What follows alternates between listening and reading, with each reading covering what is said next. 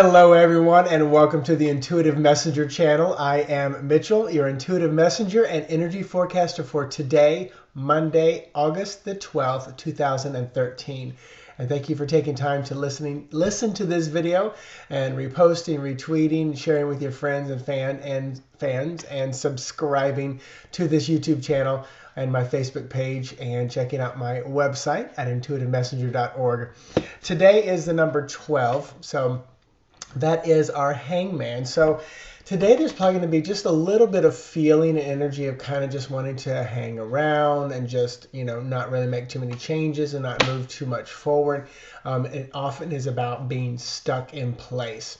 Not a bad thing, because that actually is part of I resonate with that quite a bit in my person. I am an Empress, but also number 12 resonates with that, because 12 boils down to 3, which is the Empress, which is about birth, because sometimes it's in that resting, waiting, gestation period that we finally get the births, when they finally do start to move and change and come. So I love how the hangman and the Empress actually do kind of work together energetically in my head, in my voice, in my working, in my reading and studying as well.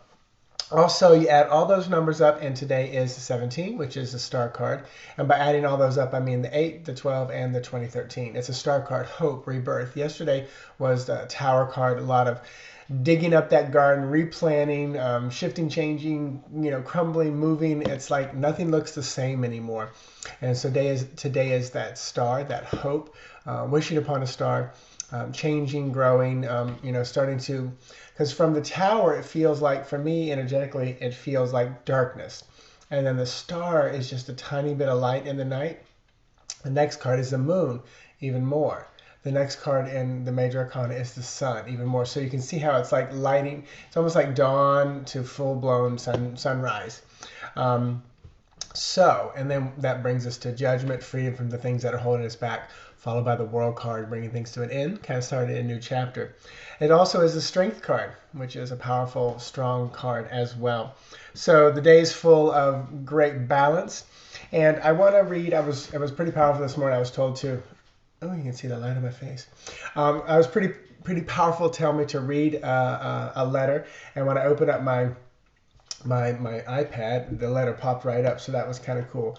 But this is from Sheila, and I think a lot of us, including me, will write this, because she said, I heard you make a comment about being sober for 21 years. She said, my husband also has dealt with addiction. He is also a very spiritual person. He would talk about needing a state change as the reason for his substance abuse. The pastor of our church said one time to be careful about judging alcoholics and drug addicts, because often they are the ones seeking God the hardest. Oh, I agree with that. That gives me almost want to cry, and I'll talk about that in a moment. I was thinking about how easy it truly is to change your state by changing your thoughts. It occurred to me that maybe addictive personalities are trying to achieve the state of ecstasy because they are more closely wired to spirit and remember that feeling more strongly than others. She said, what do you guys think about that? Well, Sheila, thank you for that email. And I for me, because this is close to home for me, personally, I'll say I agree with you. Growing up, I feel like my addictive nature was because I felt so much and so strongly, and I had to numb what I knew to be true. Because in this world, if I lived as a child, if I'd lived as I felt, I would have just been telling everyone, you're lying to me. Why are you lying? Stop lying. Because everything was deceitful, deceptive, not telling the truth. And also, for those who are very sensitive, you're constantly, sensing and feeling other people's pain and anguish and frustration. Now, and so we try to numb that feeling. When I watched the TV show Medium, I know Alison Dubois, this is part of her life, she drank heavily as a child to numb the voices, to numb the pain, to numb all of that. So I think that does go along with this, and I like how you said maybe they're the ones seeking God the most. It's almost, yes, I agree with that, but it's almost like it's already there. And it's like we know it's there, we can't prove it. Sometimes we can't see it or feel it or know 100%. It's like children who have just come from the other side. They're still so young, they're still so connected.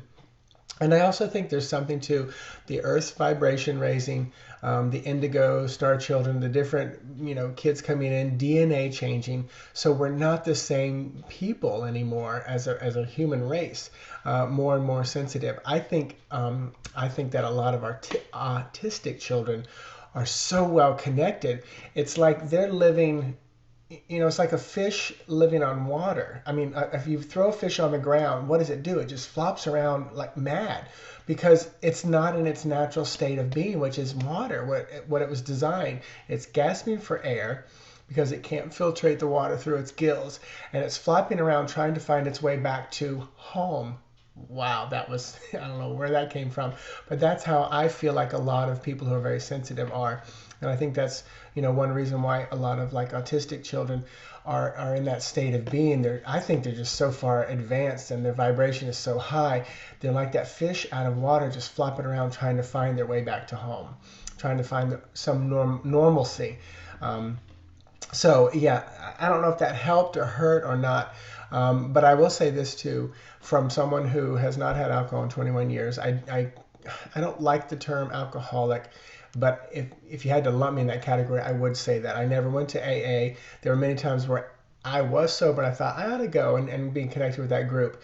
But personally, it didn't resonate to get me there.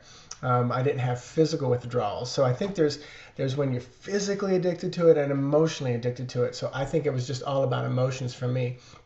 But it was a tough time because I still, have moments where I obsess over certain things and food and whatever. And those are some things that we naturally have to have. So like I said, I hope that answers your question just a little bit.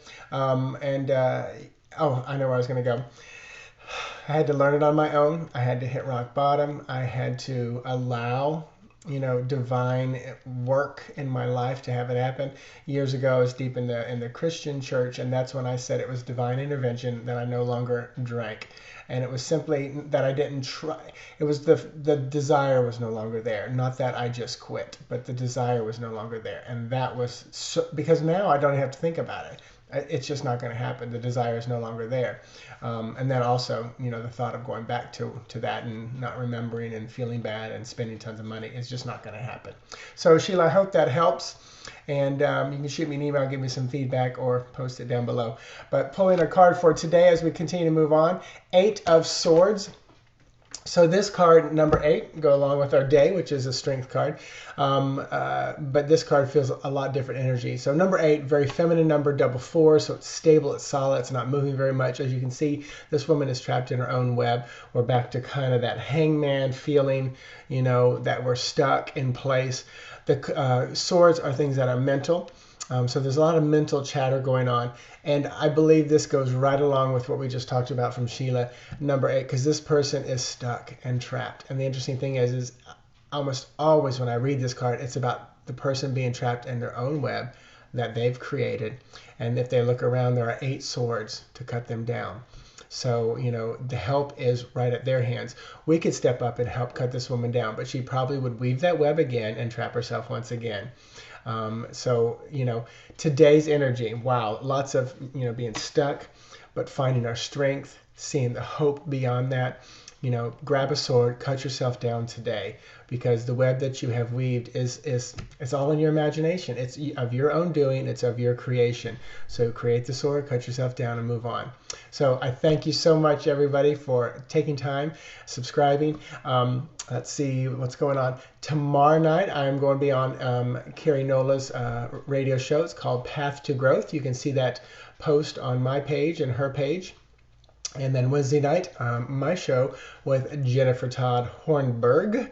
And that's going to be an amazing show. 2 nights of great shows that you can call in and check me out, and Carrie on Tuesday and Jennifer on Wednesday.